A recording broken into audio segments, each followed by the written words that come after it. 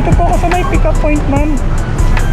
Ako, wait lang po sir, sa iba po ako tinuro nung ano, sa may guard pick up pala ako tinuro nung guard na isa.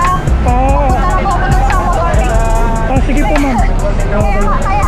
Kaya sabi ko sa'yo, 8:15 eh. Sige po. Sige po. Para sa mga car lang pala yun. Okay po, sige Punta na po. po ako, thank you. Okay po, sige po.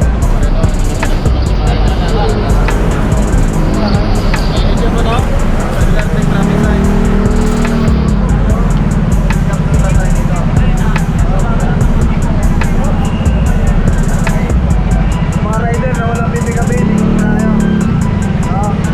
Kaya yung pasayro mag-return nyo. Mga rider na walang pasayro ba? Meron po. Papunta na po dito. Ha? Saan Papunta na. matagal ba yun? Pagkatapos ko sulatan to, alam ko nandito na. Ay, ito na po siya.